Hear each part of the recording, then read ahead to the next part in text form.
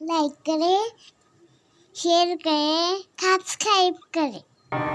आणि भगवंताला सांगितलं दुसरं कारण भगवान स्वतः का गेले.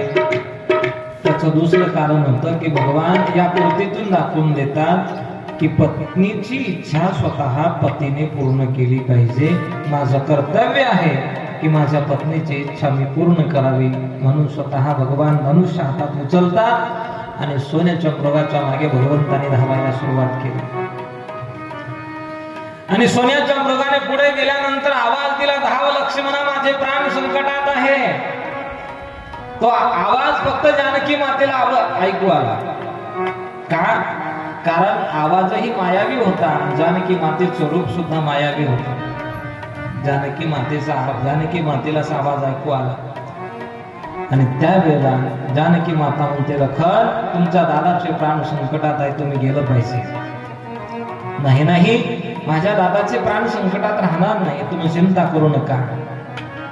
जानकी मातेला नकार दिला लखनजीने. त्यावेळेला पुन्हा आवाज आला, धाव लक्ष्मणा, माझे प्राण संकटात आहे. पुन्हा चिंता वाटू लागली जानकी मातेला. जानकी माता म्हणते, तुम्ही आत्ताच्या आत्ता लखन गेलं पाहिजे, तुमच्या दादाचे प्राण संकटात आहे, तुम्ही जा निघून.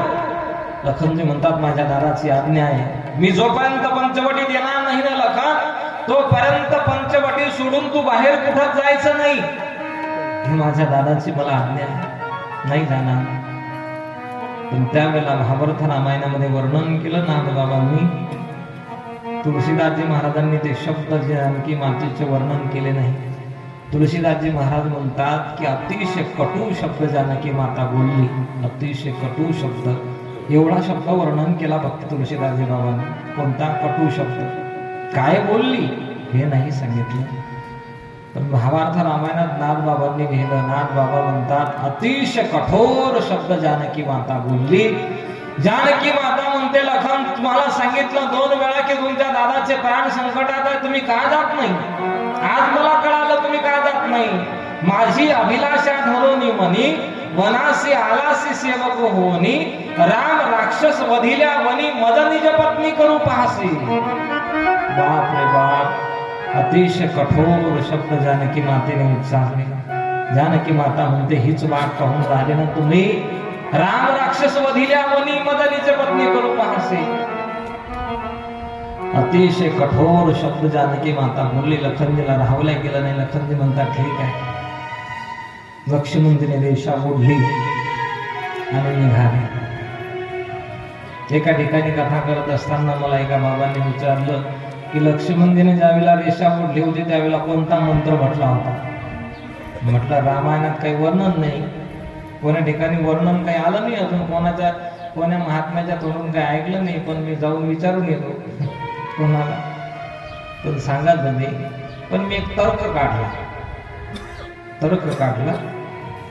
तर्क असा आहे, मला माझ्या जीवनात काही एक महात्मा होते, म्हणजे अजूनही आहे ते, मुक्ताईनगरच्या जवळ हरताळा म्हणून गाव आहे. कडूजी महाराज म्हणून आहे, काहीतरी 80 ते 85 वर्षाचं अजून वय आहे, आता आहेत अजून. त्यांनी मला 2 वर्षाच्या अगोदर एक प्रश्न विचारला होता. म्हणे, महाराज, हरिपाठ नाथ महाराजांचा घेतला, माऊलीचा घेतला, तरी शेवटी गुरु परंपरा तुकोबारांची होते. कोणाची होते? तुकोबारांची. का होते हो? आता मी नेमका शिकून आलो होतो. आणि कसं होतंय, काही प्रश्नाचं उत्तर हे गुरुकृपेने दिल्या जातात. मी काही मोठा पंडित आहे, ज्ञानी आहे असं नाही, मी शिकलेला आहे, नक्की आहे. पण अचानक माझ्या मुखातून निघालं की बाबा, गुरु परंपरा हरिपाठ तुम्ही कोणाचाही घ्या, मुक्ताबाईचा घ्या, तुकोबारांचा घ्या, नाथबाबाचा घ्या किंवा माऊलीचा घ्या, पण गुरु परंपरा ही तुकोबारांची आहे. शेवटी आपण गुरु परंपरा कोणाचे अभंग म्हणतो? तुकोबारांचे. एखादा 2 नंतर अभंग म्हटल्या जात असेल तो भाग वेगळा आहे, पण गुरु परंपरा मुख्यत्वाने तुकोबारांची म्हटल्या जाते. त्याचं कारण आहे की तुकोबारा ही कळस आहे. काय आहे? कळस आहे, संप्रदायांचा कळस आहे. माऊली ज्ञानोबा हे पाया आहे, इमारतीचा पाया आहे. आणि वारकरी संप्रदायाची इमारत जर पूर्ण दिसावी असं वाटत असेल तर त्या इमारतीवर, त्या मंदिरावर कळस ठेवल्याच गेला पाहिजे, म्हणून तुकोबाराची गुरु परंपरेचं शेवटचं वर्णन केलं जाते. हे उत्तर मी त्या बाबांना दिलं. अचानक गुरुकृपेने मला त्या आठवलं म्हणून सांगितलं. पण असं एकदा प्रश्न विचारला त्यांनी मला, मंत्र कोणता म्हटला? म्हटलं मंत्र कोणता म्हटला, मी एक तर्क सांगू शकतो तुम्हाला. ज्याच्या जीवनामध्ये रामाशिवाय दुसरा देव नाही, त्याच्या जीवनात रामाशिवाय दुसरा मंत्र कसा असेल? काय म्हणतो? ज्याच्या जीवनामध्ये राम प्रभू शिवाय दुसरा देवच नाही, त्याच्या जीवनात रामाशिवाय दुसरा मंत्र असेल कसा? रामप्रभूचं नाव घेतलं, मंत्र रेषा ओढली, लखनजी निघाले. सांगितलं या रेषेच्या बाहेर जायचं नाही, मर्यादेची रेषा आहे. कोणती रेषा आहे? मर्यादेची. निघून गेले लखनजी. एका बाणामध्ये मारीचाला समाप्त केलं भगवंताने, आणि त्याच दिशेने लखनजी निघाले. रावणाने संन्यासाचा साधूचा वेश धारण केला, पंचवटीच्या जवळ आला. पंचवटीच्या जवळ आल्यानंतर रावण हुशार होता. तुळशीदासजी महाराजांनी वर्णन केलं, मनोमन जानकी मातेच्या चरणाला वंदना केली रावणाने. मनोमन मनमहु चरण बंदी सुख पावा. तुळशीदासजी महाराजांनी वर्णन केलं, रावणाचे शब्द आहे, मनमहु चरण बंदी सुख पावा. मनोमन जानकी मातेच्या चरणाला वंदना केली. मला हा अपराध करावा लागतो, पण मला क्षमा असावी. पंचवटीच्या जवळ आला, साधूचा वेश धारण केला. दशशिराचा राजा रावण भिकारी झाला, जानकीचे हरण करण्या पंचवटी आला. दशशिराचा राजा रावण भिकारी झाला. साधूचा वेश धारण केला, आवाज दिला, ओम भिक्षाम देहि, मा भिक्षा वाढा. जानकी मातेने बघितलं कोणीतरी साधू आहे, भिक्षा मागतोय. जानकी माता म्हणते, साधू बाबा तुम्ही आतमध्ये या, तुम्हाला जे भिक्षा लागते फळ हाय, फळं ठेवलेले आहे, तुम्ही घेऊन जा. रावण आतमध्ये येण्याकरता निघाला, पण ते रेषा आतमध्ये जाऊ देत नव्हते. रावण बाहेरच उभा राहून म्हणतो की मा तुम्हाला जर भिक्षा वाढायची असेल तर बाहेर येऊन वाढा, नाहीतर चाललो मी. जानकी माता विचार करते, विनमुख गेली या अतिथी ने सुकृताची संपत्ती. अतिथी जर आपल्या घरून विनमुख गेला, पुण्य सगळं नष्ट होईल, काय करावं? जानकी माता म्हणते, थांबा. नाविलाज झाला जानकी मातेचा. फळं घेतल्या हातामध्ये. जानकी मातेने मर्यादेची रेषा ओलांडली आणि त्या साधू बाबाच्या झोळीमध्ये फळं टाकले. टाकता बरोबर रावणाने बोलायला सुरुवात केली.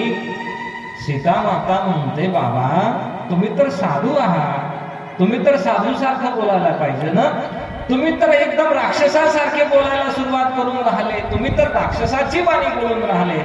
जानकी मातेने ज्यावेळेला वर चेहरा बघितला, त्याने स्वतःचं रूप धारण केलं, डारणारे हसायला सुरुवात केली. रावण म्हटला, मी काही भिक्षा मागण्याकरता नाही आलो. पुष्पक नावाचं विमान बोलवलं रावणाने जानकी मातेला, त्या ठिकाणी बसायला लावलं विमानामध्ये. आणि रावण ज्यावेळेला आकाश मार्गाने घेऊन निघाला, जटायूने अडवण्याचा प्रयत्न केला. जटायू म्हणतो, थांब, तुला माझ्यासोबत युद्ध करावं लागेल. एका परस्त्रीचं हरण करणं हे तुझं काम नाही, तू राजा आहे. सर्व सांगितलं, पण रावण ऐकायला तयार नव्हता. रावणाने युद्ध करायला सुरुवात केली जटायू सोबत. जटायूला हान पाडली, शपथ घातली, सांग रामाची शपथ आहे, तुझं मरण कशात आहे? म्हटलं माझ्या पंखात आहे. दोन्ही तलवारा घेतल्या, पंख कापून टाकले. जटायू धाराशाही पडला, रक्त बंबाळ शरीर झालं जटायूचं. रावण तिथून पुढे निघून गेला. आकाश मार्गाने जात असताना ज्या पर्वतावरती सुग्रीव राहत होता, ऋषिमुख पर्वतावरती स्वतःचे अलंकार जानकी मातेने टाकून दिले. अरुंधती मातेने जे अलंकार दिले होते ते अलंकार जानकी मातेने टाकून दिले. तिथून रावण पुढे निघाला. इकडे लखनजी ज्यावेळेला रामप्रभूला दिसले, त्यावेळेला रामप्रभू म्हणतात, लखन कशाला आला रे तू? तुला सांगितलं होतं की या अरण्यामध्ये, दंडकारण्यामध्ये सर्व राक्षस फिरताय. तू जानकीला सोडून, एकटीला सोडून जर आला तर मला असं वाटते जानकी पंचवटीत नाही आता. दोन्हीचे दोन्ही भाऊ पंचवटीच्या जवळ गेले. तर पंचवटी विन्मुख दिसली. पंचवटीच्या जवळ कोणीच नव्हतं. त्यावेळेला जानकी दिसत नाही म्हणून भगवंताने आक्रोश केला. भगवंताने रडायला सुरुवात केली. वृक्षाला विचारतात तुम्ही माझी जानकी पाहिली का? दगडाला विचारतात तुम्ही माझी सीता पाहिली का? विरह व्यथा से व्यथित द्रवित हो बल बल भटके ना बल बल भटके ना अपने सिया को प्राण प्रिया को अपने सिया को प्राण प्रिया को पग पग ढूंढे पग पग ढूंढे विरह व्यथा से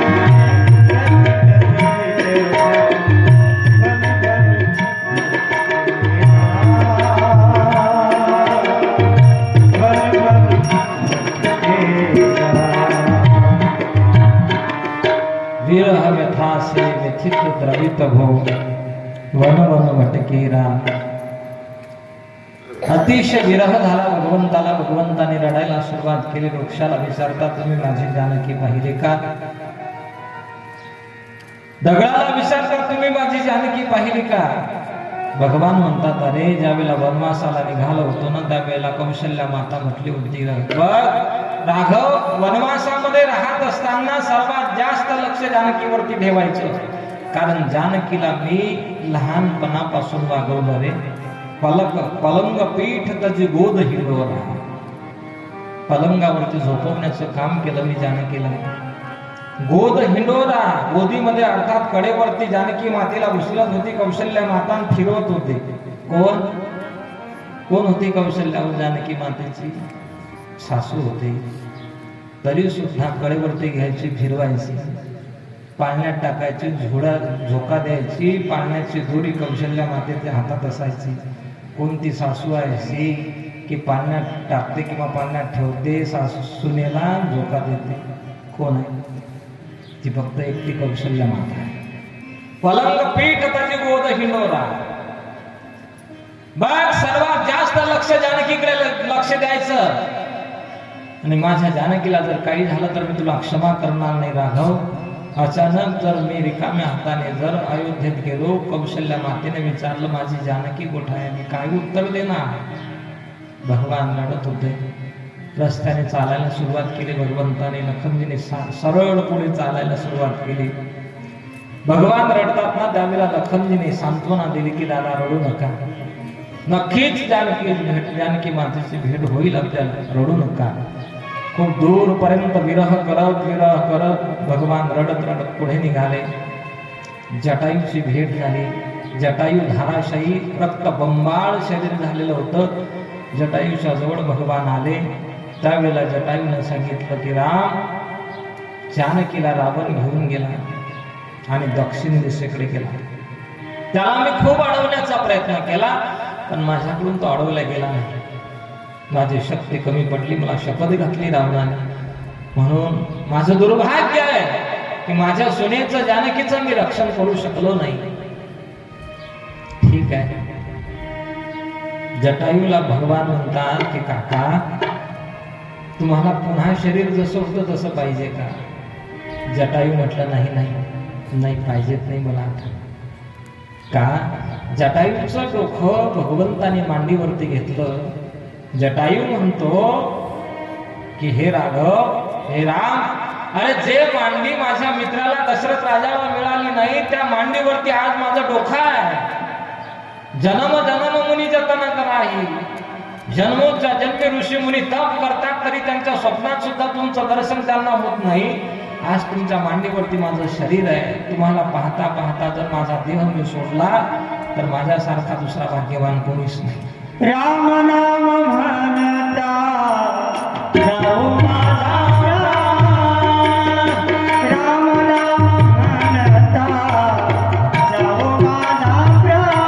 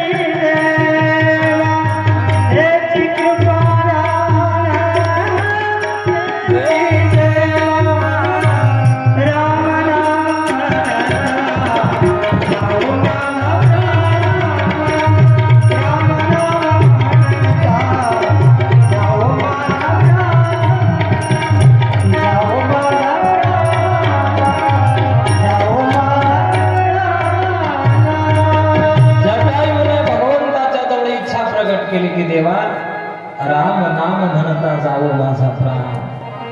राम राम म्हणता तुम्ही समोर आहेत ना, माझा प्राण गेला पाहिजे हीच माझी इच्छा आहे. मला पुन्हा पुन्हा नको, मला पुन्हा शरीर नको जसंच तसं. मी खूप मोठा भाग्यवान आहे. पण रामप्रभू म्हटले की काका, तुम्ही ज्या वेळेला साकेत लोकाला जाणार त्यावेळेला मध्यंतरी स्वर्ग लागेल तुम्हाला. स्वर्गामध्ये जर बाबा भेटले, दशरथ राजे भेटले, त्यांनी विचारलं माझी जानकी माझा राघव कुशल आहे ना. त्यांना चांगलं सांगा. काय सांगा? चांगलं सांगा. भगवंताने विनंती केली आणि जटायूने शेवटचा श्वास घेतला. भगवंताच्या मांडीवरती शरीर सोडलं, शेवटचा श्वास घेतला. किती मोठं भाग्य असेल हो जटायूचं, किती मोठं भाग्य असेल. बाप रे बाप. जटायू कोण आहे? पक्षी आहे. कोण आहे? पक्षी आहे. पण जटायूचं मरण, जटायू जर स्वतः देह भगवंताच्या मांडीवरती जर देह सोडत असेल तर जटायू सारखा भाग्यवान दुसरा कोणीच नाही, कोणीच नाही. आणि त्यावेळेला जटायूला पिंडदान भगवंताने केले. पूर्ण विधी केली, पूर्ण विधी जटायूची केली. भगवान पुढे निघाले. भगवान ज्यावेळेला पुढे निघाले, भगवंताचं रडणं चालू होतं. भगवंत नाराज होते. आणि इकडे एक पात्रांचा आता प्रवेश होतो. तिचं नाव आहे शबरी. भिल्ल जातीमध्ये जन्माला आली म्हणून, शाबर जातीमध्ये जन्माला आली म्हणून तिचं नाव शबरी पडलं. काय पडलं? शबरी पडली. शबरीचा विवाह ज्यावेळेला करण्यात आला, म्हणजे विवाह जुळला. विवाह जुळल्यानंतर शबरीच्या बापाच्या घरी असे बकरे बांधण्यात आले. घराच्या समोर बोकडे बांधण्यात आले. आणि त्यावेळेला शबरीने विचारलं, मा हे बकरे कशासाठी बांधले? म्हणे उद्या शबरी तुझं लग्न आहे ना, हे सर्व कापावेच लागतात. कापल्याशिवाय पाहुणे आपल्या घरी येत नाही. काय? कापल्याशिवाय आपल्या घरी पाहुणे येत नाही. काही काही हलकट पाहुणे असेच असतात. तुमच्याकडे नसते पण आमच्याकडे आहे काही हलकट पाहुणे. ते म्हणतात तुमच्या घरी आम्ही रविवारी येतो किंवा बुधवारी येतो, त्या दिवशी काहून ते भेटत असेल तर येतो. एवढं हलकटपणा. स्वतःच्या घरी खायला, दुसऱ्याच्या घरी इच्छा. काय आहे? काय आहे बाबा? मांसाहार करणं हे माणसाचं काम नाही. नाही नाही. पोटामध्ये आपल्या जठरग्नी आहे. पोटामध्ये आजचे जे पंतप्रधान आहे ते ज्यावेळेस मुख्यमंत्री होते त्यावेळेस काय तरुण सागरचे त्यांच्या प्रवचनात गेले. आणि त्यांचा त्यावेळेस त्यांनी जो दृष्टांत सांगितला, मी तुम्हाला तो आता मला आठवला म्हणून सांगतो. काय म्हटले ते माहित आहे की आपल्या पोटामध्ये आपल्याला जर यज्ञ करायचा असला तर यज्ञ जर पूर्ण व्हावा असं वाटत असेल तर यज्ञात कशाची आहुती दिल्या जाते? अन्नाची, तिळाची अन्नाची आहुती दिल्या जाते. त्यावेळेला तो यज्ञ पूर्ण होतो. यज्ञ पूर्ण व्हावा असं वाटत असेल तर अन्नाची, तिळाची आहुती दिल्या जाते. यज्ञामध्ये काय असतो? अग्नी असतो. यज्ञामध्ये काय असतो? अग्नी असतो. मग त्या अग्नीमध्ये ज्या वेळेला आपण अन्न टाकणार, आहुती देणार, त्यावेळेला तो यज्ञ पूर्ण होतो. तसं आपल्या पोटामध्ये जठर अग्नी आहे. कोणता अग्नी आहे? कोणता अग्नी आहे? जठर अग्नी आहे. आणि जठर अग्नीमध्ये जर आपण अन्न न टाकता मांसाहार टाकत असाल तर तो यज्ञ नाही होणार. आणि जर त्या जठर अग्नीमध्ये आपल्या पोटामध्ये जर अन्न गेलं तर संत महात्मे म्हणतात उदर भरण नोहे जाणीजे यज्ञ कर्म. कोणतं कर्म आहे? यज्ञ कर्मच आहे. उदर भरणं नाही आपलं, ते फक्त जेवण करणं नाही. ते काय आहे? यज्ञ कर्म आहे. पण यज्ञ कर्म केव्हा होईल हो? ज्यावेळेला अन्न टाकलं जाईल पोटामध्ये, दुसरं नाही. जे खाऊ नाही, जे शास्त्राने नकार केला ते कधीच खाऊ नाही, जे पिऊ नाही ते कधीच पिऊ नाही. शबरी मातेने विचार केला, माझ्या लग्नासाठी जर एवढे मरत असतील, एवढ्यांचे जीव बकऱ्यांचे जात असतील तर मी लग्नच करणार नाही. निघाली, घर सोडून गेलं, निघाली जंगलामध्ये. मतंग ऋषी राहत होते, त्यांच्या आश्रमाच्या जवळ शबरी मातेने राहायला सुरुवात केली.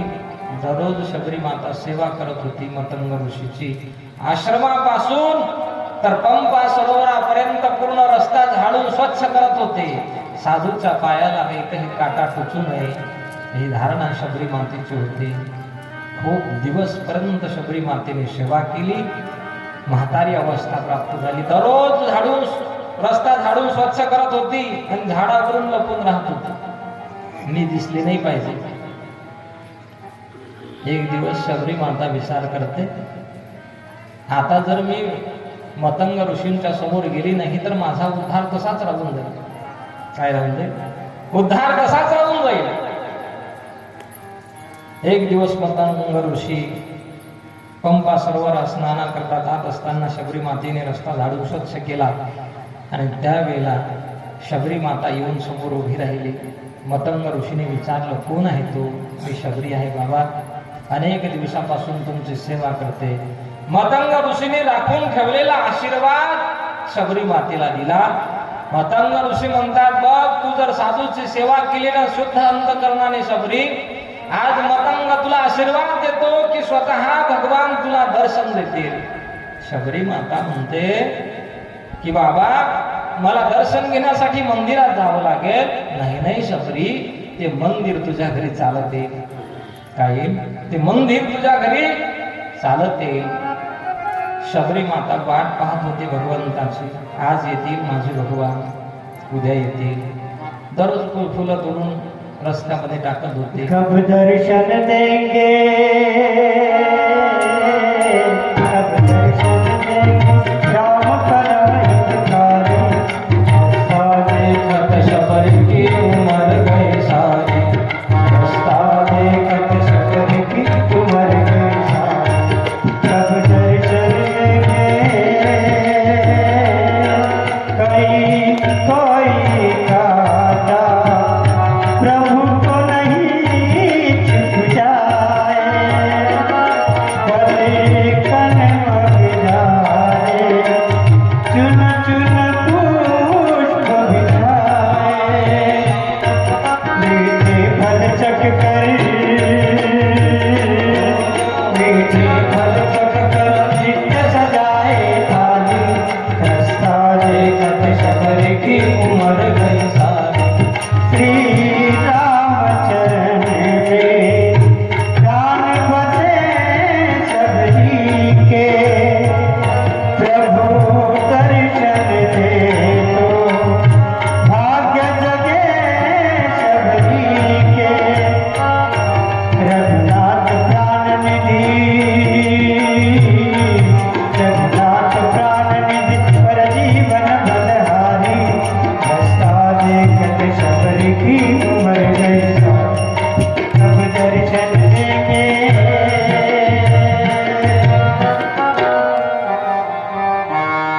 कब दर्शन देंगे राम परम हितकारी, रस्ता देखत शबरी की उमर गई सारी. अतिशय सुंदर प्रमाण म्हटलं जगताप. काटा रोतला नाही पाहिजे म्हणून पूर्ण पुष्प अंथरून ठेवायचे. मीठे बेर चख कर नित्य सजाये थाली, ताट सजवून ठेवत होतो. वाट पाहायची, माझे भगवान आता येतील, मग येते उद्या येतील.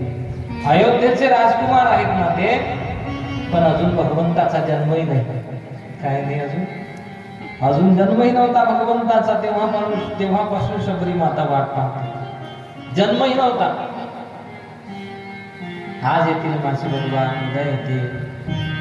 काही रामायणामध्ये वर्णन आहे, 80,000 वर्ष वाट पाहिली शबरी माते. काही रामायणामध्ये वर्णन आहे 80 वर्ष वाट पाहिली. 80 वर्ष का कमी आहे का? दररोज वाट पाहत होती शबरी माता, दररोज.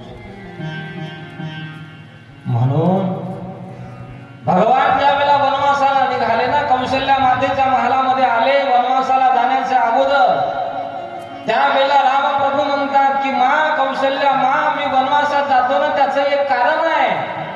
तुम्ही जसे आयात ना माझ्या तशी माझी एक आई वनवासात राहते. त्यावेळेला कौशल्या माता म्हणते, राघव, अरे आई ती आई असते बा, आई का आत्या असते? आईचं प्रेम का मावशीचं प्रेम असते? अरे आईचं प्रेम ते आईचं प्रेम असते. आम्ही जेवढं प्रेम करतो राघव तुझ्यावरती, तेवढी तुझी वनवासातली आई तुझ्यावरती प्रेम करते का? रामप्रभू म्हटले, माझ्या वनवासातल्या आईचं प्रेम, तुमचं प्रेम तरी माझ्या जन्माच्या नंतरच आहे, पण माझ्या वनवासातल्या आईचं प्रेम माझ्या जन्माच्या कितीतरी अगोदरच आहे, कितीतरी अगोदरच आहे. दररोज वाट पाहत होती शबरी माता, आज येतील माझे भगवान, नक्कीच उद्या येतील. जवळ जवळ भगवान आले शबरीच्या कुटीच्या जवळ आणि भगवंताने हसायला सुरुवात केली. भगवान हसले. लखनजी म्हणतात की दादा, आतापर्यंत तुम्ही रडत होता, आता एकदम हसायला सुरुवात केली. भगवान म्हटले, अरे ज्या आईच्या भेटी करता मी वनवासात आलो ना, त्या आईचं घर माझं आता जवळ आलं. काय आलं? जवळ आलं. शबरी मातेच्या कुटीच्या जवळ भगवान आले. आवाज दिला शबरी मातेला, माँ, ओ माँ. शबरी माता आतून म्हणते, कौन है भाई मुझे माँ कहने वाला?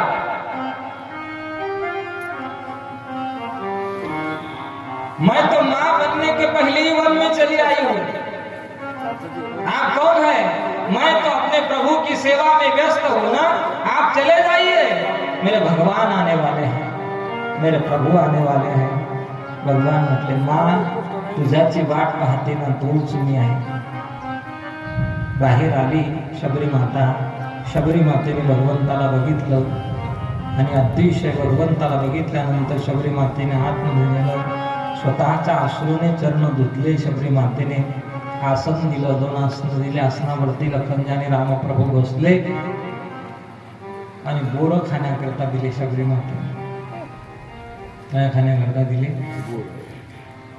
शबरी माता तोंडात टाकत होते. गोड म्हणजे तोंडातून जाताना कचरत होते. गोड असलं तर देवाला द्यायची, आंबट असलं तर फेकून द्यायची. देवानं हा विचार केला ना. शबरी माता कुठं राहत होती? जंगलात कुठं राहत होती. पण देवानं हा विचार केला, काय विचारलं का शबरीला, शबरी तू दात घासते, मग कोणतं पेस्ट वापरते? दंतकांती वापरते का कोलगेट वापरते का पेप्सोडेंट हा का विको वज्रदंती? काय वापरतं का लाल दंतमंजन वापरतं? काय वापरतं? देवाने विचारलं का शबरीला? हा, एक दिवस दात नाही घासले, 10 दिवस तुम्ही दात नाही घासू, सगळं मॅचिंग होते आमचं. दाताईचं वास येते, दुर्गंध येते. भावच शबरी मातेचा खूप घोडा होता. जाताना बोरं कतरायचे, द्यायचे. भगवंताने ते सेवन करायचे. अतिशय भोळा भाव शबरी मातेचा. भगवंताने बोरं खाल्ले आणि त्यावेळेला शबरी माता म्हणते, प्रभू मी काय स्तुती करणार तुमचे? माझ्याजवळ स्तुती करण्याकरता काहीच नाही, कारण मी अधम जातीमध्ये जन्माला आलेली स्त्री आहे. कुठं? अधम जातीमध्ये. अधम जातीमध्ये केही विधी स्तुती करावं तुम्हारी, अधम जाती मैं जडमती भारी. काय म्हणते शबरी माता? भगवंताला म्हणते, हे प्रभू मी माझ्याकडून तुमची स्तुती होऊ शकणार नाही. केही विधी स्तुती करू तुम्हारी, अधम जाती मैं जडमती भारी. मी अधम जातीमध्ये जन्माला आलेली आणि माझी जे मती आहे ना, जड आहे, मंद आहे. अधम जाती मैं जडमती भारी. केही विधी स्तुती करू तुम्हारी. कोणत्या रीतीने स्तुती करणार? त्यावेळेला भगवान रामप्रभू म्हटले की माँ मी भक्ताची कधीच जात पाहत नाही, कधीच नाही, कधीच नाही. तू अधम जातीमध्ये जन्माला आलेली असली तरी आजपर्यंत देवाने कोणा भक्ताची जात पाहिलीच नाही, पाहिलीच नाही.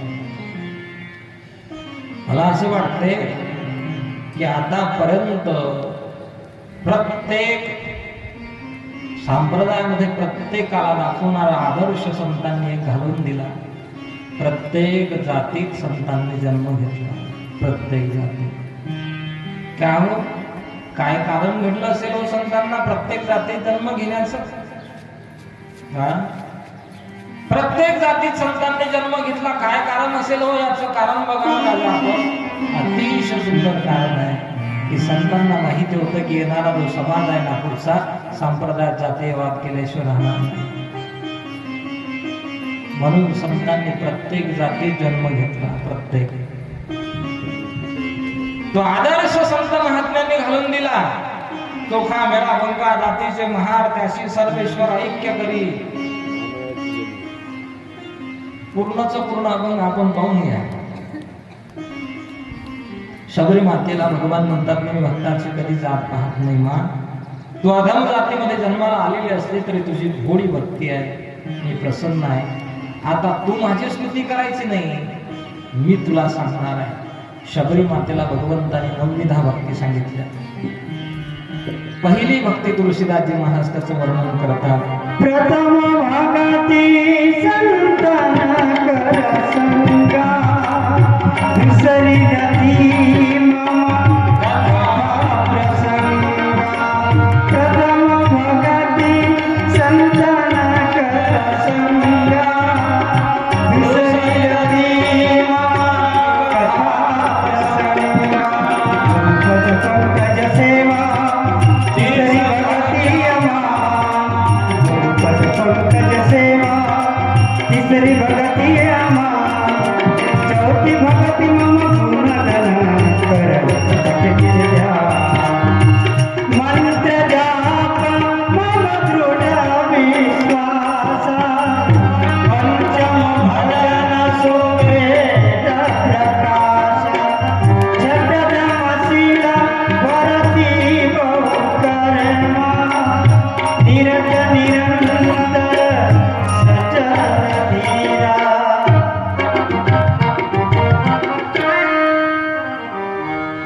आमच्या जगतापलं कसा, एकदा खाद्यावर गेलं की ती इकडच्या घराहून इकडच्या बांधावून निघाली की तिकडच्या मधात थांबणच नाही कुठे. 5व्या ते 6व्या भक्ती लोक गेले त्या. प्रथम भगती संतन कर संगा. पहिली भक्ती आहे संतांची संगती करणं. प्रथम भगती संतान कर संगा, संतांची संगती करा राजा. संतांची संगती केली ही भक्ती आहे भगवंतांची. कोणाची भक्ती आहे? किती काळ भगवंत संतांची संगती करावी लागेल. मला असं वाटते संतांची संगती कितीही क्षण करा तुम्ही, अर्धा क्षण घडता संतांची संगती, तेने होई शांती महत्ता. अर्धा क्षण जर आपल्याजवळ नसेल तर तुकोबारा म्हणतात फक्त अर्ध निमिष संत संगती वास वैकुंठी कल्पांती. अर्ध निमिष जरी संतांची संगती झाली तरी जीवनाचा उद्धार होईल. संतांची संगती करणं शबरी मा ही माझी भक्ती आहे. तू मतंग ऋषीची संगती केली ही माझी भक्ती केली. प्रथम भगती संत नगर संगा. संतांची संगती करणं हे अतिशय माझं. संगत करना बढे की बढ़त बढ़त बढ़ जाए, नाही तो संगत करना छोटे की हाय वो भी चली जाए. जीवनात आहे ते बी चालले जाते. माणसाची इज्जत, चांगल्याची संगत करा. एक बाप मुलाला सांगत होता की बाळू, तो ज्यांच्या संगतीत राहतो ना ते चांगले नाही, अतिशय वाईट वर्तन करतात. मुलगा म्हटला चिंता करू नका बाबा, चिंता नका करू, ते कितीही वाईट वागत असले तरी मी तसा वागणार नाही. काय म्हटले? ठीक आहे म्हटलं. ऐकत नाही ना मुलगा. एक दिवस बापाने गिफ्टी केली, कोळसा घेतला काळा. म्हटला हा तुझ्या खिशात ठेव. म्हटलं ठीक आहे. मुलाने तो कोळसा घेतला, खिशात ठेवला. बघ आता दिवसभर वागवायचा आणि संध्याकाळी माझ्याजवळ द्यायचा कोळसा. ठीक आहे. गेला तो मुलांमध्ये राहिला आणि संध्याकाळी ज्यावेळेला परत आला त्यावेळेला बापाने कोळसा मागितला. दे. कोळसा मुलाने ज्यावेळेला खिशातून काढला आणि हातावरती बापाच्या पुढे देणार, तेवढ्यात त्याच्या मुलाच्या मनगटाला काळं लागलेलं होतं. कुठं काळं लागलेलं होतं? मनगटाला. बापाने विचारलं बाळू, कोळसा मी दिला तो तळ हाताने उचलला, खिशात टाकला तो तळ हाताने टाकला, उचलला, खिशातून काढला तोही तळ हाताने उचलला, मग मनगटाला काळा कसं काय लागलं? मुलगा म्हटला, बाबा मी मुलांमध्ये फिरलो, पण फिरत असताना अचानक एखादी वस्तू काढण्याकरता खिशात हात घालत होतो ना, मग ती वस्तू हातात लागत नव्हती. अचानक माझं मनगट त्या कोळशाला लागत होतं आणि त्या कोळशाचं काळं माझ्या मनगटाला ते अचानक लागलं, सहज लागलं. त्यावेळेला बापाने उत्तर दिलं की अरे मूर्ख आहेस तू, तू कितीही सावध असला तरी अचानक तुझ्या तोंडाला एक दिवस काळं लागल्याशिवाय राहणार नाही. संगतीचा परिणाम खूप मोठा असतो, खूप मोठा असतो. ढवळ्यापाशी पवळा बांधला, रामला एक पण गुण आला. काळ्या माणसाच्या शेजारी जर गोरा माणूस बसला तर तो नक्कीच त्या गोऱ्या माणसाचे गुण, काळ्या माणसाचे नाव, काळ्या माणसाचे गुण, हे काय म्हणतात त्याला, रंग, माफ करा, रंग. याचा रंग आणि त्याचा रंग काही एक नाही होणार, पण याचे गुण मात्र त्याच्यात उतरल्याशिवाय राहणार नाही. संगतीचा फार मोठा परिणाम असतो, खूप मोठा परिणाम. मी वृंदावनला शिकत असताना 2011 साली माझ्यासोबत एक नगरचा मुलगा होता. तो दररोज पॅन्ट घालत होता, जीन्स पॅन्ट, ही पॅन्ट, नाईट पॅन्ट. आता मी लुंगीवर राहत होतो. धोत्राला मान महाराष्ट्रात आहे, पण तिकडे लुंगी नेसावं लागते, लुंगी घालायला. मग मी विचार करायचो, हा दररोज पॅन्ट घालतो, मग एक दिवस आपण घातला तर काय हरकत आहे? काय विचारायला माझ्या मनात, एक दिवस आपण घातला, दर्शनाला गेलो, बाकी बिहारीचं तर काय हरकत आहे? खरंच घातला नाही, घालून दर्शनाला गेलो, मित्र भेटले, महाराज तुम्ही पॅन्टवर आले, काय आले? मग माझ्या लक्षात आलं गेले का याच्या संगतीत आपण राहिलो. अचानक आपल्याला आपल्या मनात कधी इच्छा झाली घालण्याची, ही सुप्त इच्छा आहे. अचानक कधी संगतीचा परिणाम कधी करून जाते, ती संगती माणसाला कळतही नाही. आज चांगला होता, काही क्षणात त्याचं जीवन बदलून जाते, काही क्षणात. म्हणून संगत करणं, साधूची संगत करणं ही माझी भक्ती आहे. प्रथम भगती संतन कर संगा, दुसरी रती मम कथा प्रसंगा. कथा श्रवण करणं ही माझी दुसरी भक्ती आहे. तिसरी भगती म्हणजे गुरुपद पंकज सेवा, तिसरी भगती आम्हा. गुरुच्या चरणाची सेवा करणं ही तिसरी भक्ती आहे. गुरु जे सांगतील तसं वागणं. गुरु वाक्या वाचून आणि हाती शास्त्र न शिवी. गुरुच्या वाक्या वाचून शास्त्राला हाताने शिवत नाही, त्याला शिष्य म्हणतात. गुरुच्या चरणाची सेवा करणं अतिशय तिसरी भक्ती सांगितली. गुरुपद पंकज सेवा, तिसरी भगती अमान. आणि कपट रहित भगवंताचं गुणगान करणं ही चौथी भक्ती आहे. आणि मंत्र जाप मम दृढ विश्वासा, पंचम भजन सो वेद प्रकाश. मंत्राचा जप करणं भगवान शबरी मातेला म्हणतात ही माझी पाचवी भक्ती आहे. कोणती भक्ती आहे?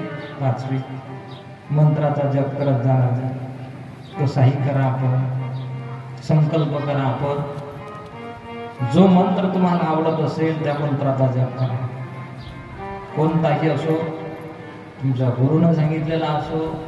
आपल्या गुरुनं वारकरी संप्रदायातला तर रामकृष्ण हरी मंत्र आहेच, पण जप केल्याशिवाय किंवा भगवंताचं नामस्मरण केल्याशिवाय उद्धार होणे शक्यच नाही कलियुगात. नाही, अजिबात उद्धार नाही होणार. तो लोकांना किती ज्ञान सांगत सुटत असू द्या, पूर्ण महाराष्ट्रात फिरत आहे त्यानं ज्ञान सांगत, पण ज्ञानात वृत्ते न मोक्ष हा वेदांताचा सिद्धांत आहे. पण जोपर्यंत जगताला मिथ्या मानत नाही, ब्रह्म एकटं सत्य मानत नाही, तोपर्यंत त्याला ज्ञान झालं असं म्हणताच येत नाही.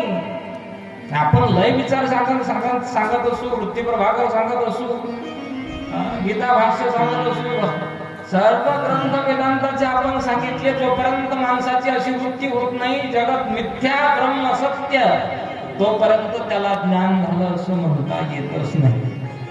तो त्यानं हजारो ग्रंथ सांगितले तरी ज्ञान झालं असं नाही म्हणताय.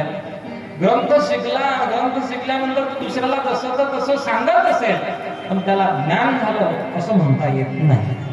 जोपर्यंत ब्रह्म सत्य आहे, सर्व जगताला जोपर्यंत मिथ्या तो मानत नाही, तोपर्यंत त्या ज्ञानाने त्याला मोक्ष मिळूच शकत नाही. आणि या वृत्तीवरती जाणं हे अतिशय कठीण आहे, खूप कठीण आहे. त्याला अनेक दिवस साधना करावी लागते. एक दिवसामध्ये साध्य नसतं. संत गर्जले संत गर्जले अनुभव घेऊनिया अनुभव घेऊनिया संत गर्जले संत गर्जले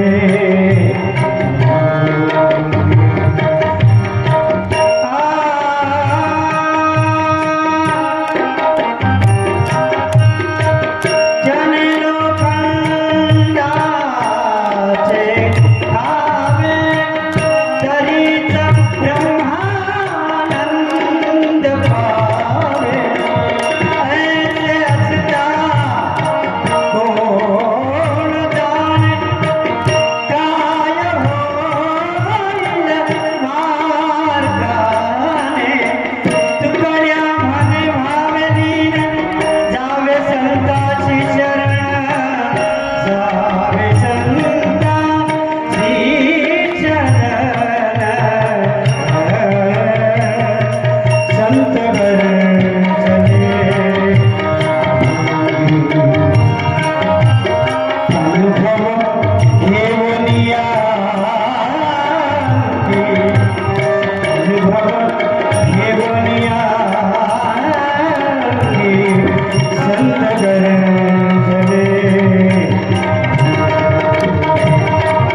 संत गर्जले संत गर्जले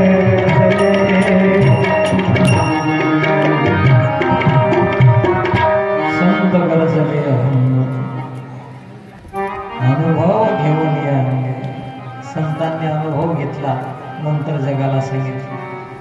आणि अनुभव घेणं फार महत्वाचं आहे. अनुभव काय एका दिवसात येतो का? 2 दिवसात येतो का? नाही. माऊली ज्ञानोबरायांना विचारलं लोकांनी की माऊली, जगाच्या पाठीवर तुम्ही असामान्य ग्रंथ निर्माण केला, त्याला भावार्थ दीपिका म्हणतात, ज्ञानेश्वरी म्हणतात.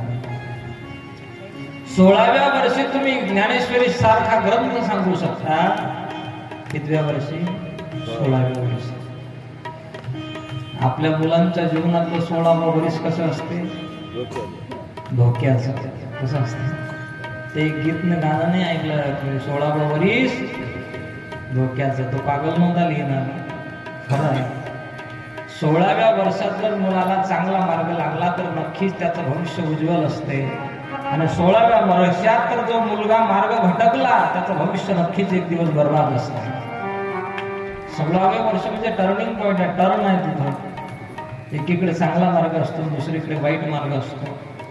चांगल्या मार्गाने मुलगा गेला तर त्याचं भविष्य नक्कीच उज्ज्वल असते.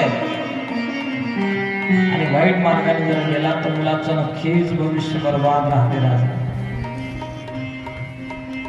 माऊलींना विचारलं, माऊली 16व्या वर्षी आम्हाला काहीच कळत नाही, काहीच नाही कळत. तुम्ही 16व्या वर्षी ज्ञानेश्वरी सारखा ग्रंथ तुम्ही सांगू शकता. माऊली ज्ञानोबा म्हणतात, माझ्या काय एका जन्मातलं तप आहे का बाबा? हे एका जन्मातलं तप आहे? नाही. माझी या सत्यवादाचे तप वाचा केली बहुत कल्प. अनेक कल्पापासून सत्य बोलण्याचं मी तप केलं, म्हणून या जन्मामध्ये 16व्या वर्षी ज्ञानेश्वरी सारखा ग्रंथ सांगू शकलो. एवढं सहज शक्य नसतात कोणत्या गोष्टी. परमार्थ किती दिवस करावं लागेल हो. एका जन्माने परमार्थ पुरा होत असतो करायचा? एका दिवसाने परमार्थ पुरा होत असतो? नाही. किती जन्म परमार्थ करावं लागेल? महाराजांना विचारलं. महाराज म्हणतात, बाबा रे, एका जन्माने परमार्थ पुरा नसतो, 2 जन्माने नसतो पुरा. बहुनाम जन्मनाम म्हणते ज्ञान मान माम प्रपद्यते. अनेक जन्म साधना करावी लागते. ध्रुव बाळाला 5 महिन्यात भगवंताची प्राप्ती झाली. ऋषीमुनी म्हणतात देवा हा अन्याय आहे. 5 महिन्यात तुम्हाला ध्रुव बाळाला तुम्ही दर्शन दिलं, आम्ही हजारो वर्ष तप करतो हिमालयात तरी तुमचं दर्शन आम्हाला होत नाही. तो 5 महिन्याचा बाळा 5 महिन्यात 5 वर्षाचा बाळा 5 महिन्यात तुमचं दर्शन झालं, हा अन्याय आहे आमच्यावरती. भगवान म्हटले अन्याय नाही, चला माझ्यासोबत. भगवंतानी एक डोंगर दाखवला. बघा रे हा डोंगर कशाचा आहे? म्हणे हाडांचा आहे. कोणाच्या हाडांचा आहे माहिती आहे? हा ध्रुवाच्या हाडांचा आहे. ध्रुव जन्म घेत होता, तप करत होता, मरत होता. ध्रुव जन्म घेत होता, तप करत होता. हजारो जन्म ध्रुवाने जन्म घेतला, तप केलं. म्हणून या जन्मात 5 वर्षात 5 महिन्यात माझं दर्शन त्याला झालं. एवढं सहज नसतात कोणत्या गोष्टी, सहज कोणत्या गोष्टी साध्य होत नाही. आपण परमार्थ करतोय आपण परमार्थ. एक आंधळा माणूस होता ना, त्याला गावाच्या बाहेर जायचं होतं. गावाला असा परपोट होता, भिंत होती गावाला चौकात चारी बाजू. तुम्ही ऐकता ना मग? झोपून राहिले बापा. तर मध्यंतरी जर विनोद झाला नाही तर ते येतेच म्हणून. पण आज तर एकादशी, आज नाही झोपी आली पाहिजे. पण आज फराळा तर काही कमी नाही भेटलं, दणकून हाणलं लोकांनी. हा खूप झालं फराळाचं. पण आपल्याला जर झोप येत असली तर शेजारच्याला तरी सांगून द्यायचं, मी जर झोपलं तर बोटो जायचं, काय करायचं. आणि खरंच एखादा जर झोपला, एखादी माऊली एखादी ताई जर झोपली तर शेजारच्या ताईने तिला बोटो जायचा, झोपू नको कथा चालू आहे. हे काय घर आहे काय? हा पण जाऊ द्या, तुम्हाला झोप आली तरी इथं येऊन बसत झोपत. झोपावं कुठं माणसाने? ज्या ठिकाणी कोणीतरी जागा करणार आहे अशा ठिकाणी जाऊन झोपावं. बरोबर आहे की नाही?